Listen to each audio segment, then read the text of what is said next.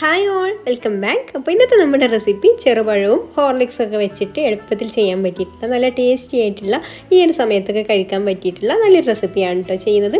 അപ്പോൾ നമുക്കിത് എങ്ങനെയാണ് തയ്യാറാക്കുക എന്നുള്ളതൊന്ന് നോക്കാം.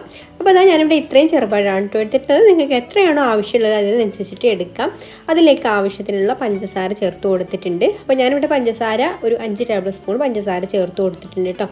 ഇനി നമുക്ക് ഇതൊന്ന് അലിയിച്ചെടുക്കണം, അതായത് ഒന്ന് ഉടച്ചെടുക്കുക. അപ്പോൾ ഞാനിതാ ഇതുപോലെ ഒരു മരത്തിൻ്റെ നമ്മൾ ഉള്ളിലേക്ക് കുത്തുന്ന ഒരു കല്ല് പോലെ ഉണ്ടല്ലോ, കല്ലിൻ്റെ ആ ഒരു ഷേപ്പിലുള്ള ഒരു മരത്തിൻ്റെതാണ് കേട്ടോ ഇത് വെച്ചിട്ട് നമുക്ക് ഈ ഒരു പഞ്ചസാരയും അതുപോലെ പഴമൊക്കെ നന്നായിട്ട് തന്നെ ഒന്ന് ഉടച്ചെടുക്കാം.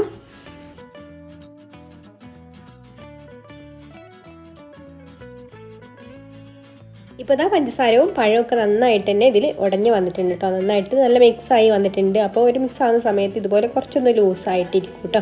ഇനി നമുക്ക് നമ്മുടെ ഒരു ഹോർലിക്സിൻ്റെ ആ ഒരു പാക്കറ്റ് 5 രൂപയുടെ ഒരു പാക്കറ്റാണ് എടുത്തിട്ടുള്ളത്. അത് നമുക്ക് ഇതിലേക്ക് ചേർത്ത് കൊടുത്തിട്ട് ഒന്നും കൂടി നന്നായിട്ട് മിക്സ് ചെയ്ത് കൊടുക്കാം. ഹോർലിക്സ് ഇതാ ഞാനിതിലൊരു കയ്യിൽ വെച്ചിട്ട് ഇതാ ഇങ്ങനെയാണ് കേട്ടോ മിക്സ് ചെയ്ത് കൊടുക്കുന്നത്. അപ്പോൾ നന്നായിട്ട് തന്നെ ഹോർലിക്സൊക്കെ ഈ ഒരു പഴത്തിൻ്റെ കൂടെ ഒന്ന് യോജിച്ച് വരുന്നത് വരെ നന്നായിട്ടൊന്ന് ഇളക്കി കൊടുക്കാം. ഇനി നമുക്കിതിലേക്ക് ആവശ്യത്തിന് നല്ല തണുത്ത പാൽ ഒഴിച്ചു കൊടുക്കാം. അപ്പോൾ പാലിനങ്ങനെ പ്രത്യേകിച്ച് കണക്കൊന്നുമില്ല, നിങ്ങൾക്ക് എത്രത്തോളമാണോ ലൂസ് വേണ്ടത് അതിനനുസരിച്ചിട്ടുള്ള പാൽ ഒഴിച്ചു കൊടുത്താൽ മതി. ഇപ്പോൾ ഇതാ ആവശ്യത്തിന് പാലൊക്കെ ചേർത്ത് കൊടുത്ത് മിക്സ് ചെയ്ത് കൊടുത്തിട്ടുണ്ട്. ഇനി നമുക്ക് ഒരു പാൻ അടുപ്പത്ത് വെക്കാം. അതിലേക്ക് ഞാൻ കുറച്ച് അവിലിട്ട് കൊടുത്തിട്ട് ഒന്ന് റോസ്റ്റ് ചെയ്തെടുക്കുകയാണ്. കരിഞ്ഞു പോവാതെ ഒന്ന് നന്നായിട്ടൊന്ന് മൊരിച്ചെടുക്കാം.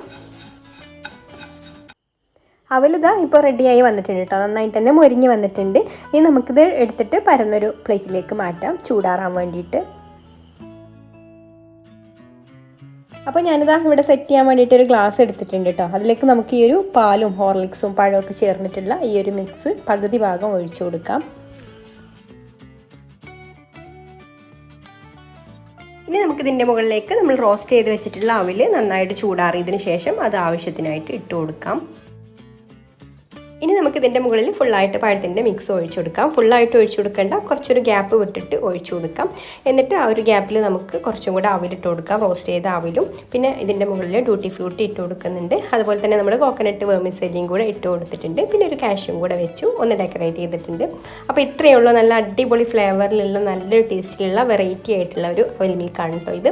അപ്പോൾ നിങ്ങൾക്ക് ഒരു വീഡിയോ ഇഷ്ടമായിട്ടുണ്ടാവുമെന്ന് വിചാരിക്കുന്നു. ഇഷ്ടമായിട്ടുണ്ടെങ്കിൽ ഒന്ന് ലൈക്ക് ചെയ്യുക, ഷെയർ ചെയ്യുക, നിങ്ങളുടെ അഭിപ്രായങ്ങളൊക്കെ കമൻറ്റ് ചെയ്യുക. അതുപോലെ ചാനൽ സബ്സ്ക്രൈബ് ചെയ്യാതെ കാണുന്ന കൂട്ടുകാരാണെങ്കിലും ഒന്ന് സബ്സ്ക്രൈബും കൂടെ ചെയ്യണേ. അപ്പം ഇനി മറ്റൊരു നല്ല റെസിപ്പിയുമായിട്ട് അടുത്ത വീഡിയോയിൽ കാണാം. Thank you for watching.